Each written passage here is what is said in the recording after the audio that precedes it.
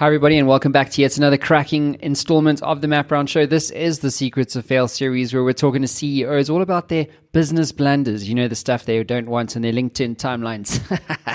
And with me on the line in the hot seat from Denver, funnily enough, where I'm based, is none other than Sundie Seefried, the CEO of an incredible company called Safe Harbor Financial, which we're going to get into in a moment. Sundie, welcome to the show. Glad to be here, Matt. Thanks for having me. Awesome, man. So why don't you hit us up with the elevator pitch? What are you guys up to there at Safe Harbor? So Safe Harbor was actually established in 2015, and we were established to meet the needs of the cannabis industry that couldn't get access to banking. So we opened our doors and started banking them, learning them, and we've grown the business to a profitable business, positive cash flow, and actually launched the business outside of the credit union in which it was born into its own public company. Mm-hmm. And you guys have recently done a listing, right? Yes, we listed on the NASDAQ in late September. Okay, beautiful. So how is the cannabis industry these days? Seems to me like it's growing. If I go, I went to New York to do a client shoot, and all I smelt was weed everywhere. And and obviously, as we know, it's decriminalized, and the proliferation of THC, CBD, CBG related products is immense. So you guys are well positioned to take advantage of this, right? We really are, because they have such a difficult time getting access to financial services, across the country, and financial institutions don't want to bank them because of, one, there's such a black market that exists, and it's really difficult to sort out some of the good actors from the bad actors.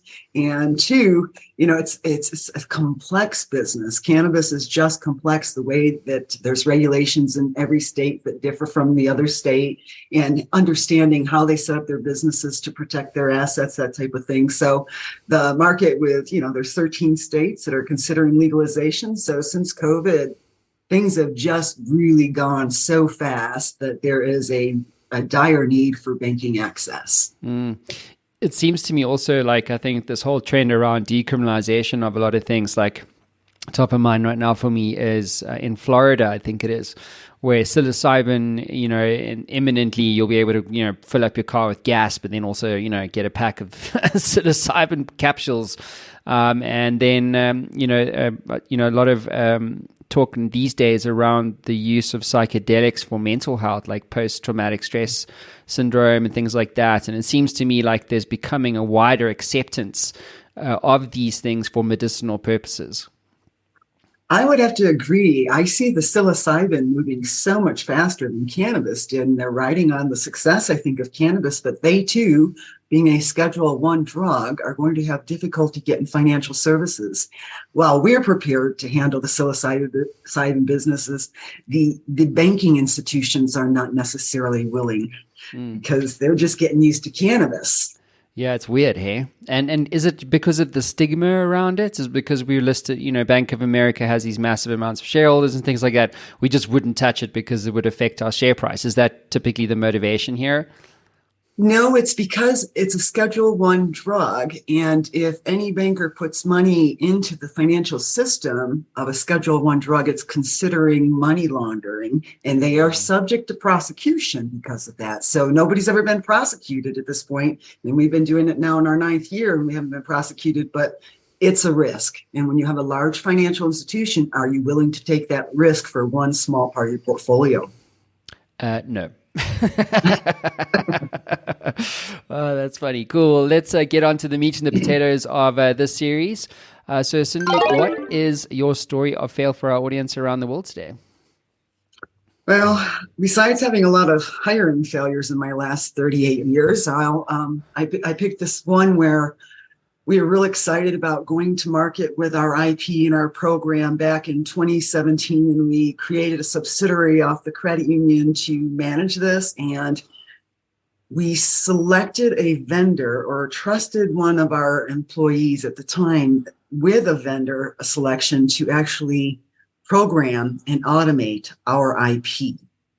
That trust, without a lot of due diligence on my part, ended up being at the end of the year that they got all of our IP, they programmed it all, and they turned around and a lawsuit ensued that we stole their IP, and we were in a lawsuit for a year and a half with them over our IP. So when you're getting somebody to program technology, which way is IP flowing? But the legal system isn't always there to protect the innocent. Mm-hmm. So what transpired from there? What happened in the end? Well, I will tell you that in the end, it came to, we had said from our side, we're going to drag this on as long as we need to, because we need our IP to have a company. So we're not letting loose and cutting loose. And in the legal world, a lot of time it's a waiting game to see who runs out of money, right? And we had solid income, and I made sure that we could cover the legal expenses. So we were going to go in for the long game because it was our IP. And so we ended up, settlement type situation, but there was no gag order or confidentiality, which is why I can talk about it. Yes, it's the small victories, right? Yes. That's classic. So when you think back about that experience, what is the lesson that you take with you forward today? There's two lessons there. The first one is that I shouldn't have trusted a new employee, even if they were an officer under me, for selecting this vendor without doing my own due diligence. Because had I actually done more due diligence, there would have been red flags that would have prevented me from going forward. In fact, I had to fight for a contract very early, and I said, I'm not issuing another payment until I have a contract. So that in itself should have been a red flag. The second thing is the length of the lawsuit. And, I had one person who was working for me, and they drag you in personally in these lawsuits too. And whatever, management problems or fraud or whatever they can do, because if you get a fraud charge against a banker, I can no longer be a banker. So, these things get thrown in as leverage. And, this other person who was also a manager just got really bitter and angry and dwelled on that. And it takes your eye off the business. So you don't want to get entangled in anything personally, even if they're attacking you personally. And I think that thing went on for a year and a half. And if I had taken my eye off the business and not grown the business, success is its best revenge. And so I just kept focusing on that. Yeah, it's really interesting that, isn't it? I think there's oftentimes when you run into legal disputes of whatever nature, there's obviously the financial cost along with that, but it's also like the mental tax of it. It's like, shit, I got to go in with this thing for a year and a half, and I got to deal with the lawyers and documents and time, and am I going to win it? Am I not? And so there's this massive there's the quantifiable cost, right? But then there's all the other stuff that also costs you as a CEO when you enter into these unfortunate situations. Yeah, I would agree. The stress of carrying that, but literally, I think you just have to go into denial. We grew the business, so that's when we really went national. During that time, I remember I said, okay, I'm already in trouble here. I'm just going to push it and show them we're going to succeed with or without their software. And we're going to build our own software, which really turned out to be a good situation for us in the long run. So just kept my eye on the business and ignored the noise. So your breakdown became your breakthrough in the end. It did. Mm-hmm. It did. We, consequently, we decided we weren't going to trust any more third parties to program for us, obviously. So we just took it in-house and started programming our own IP, and we programmed it bottom up from the bank's perspective and didn't have to teach anybody else our business.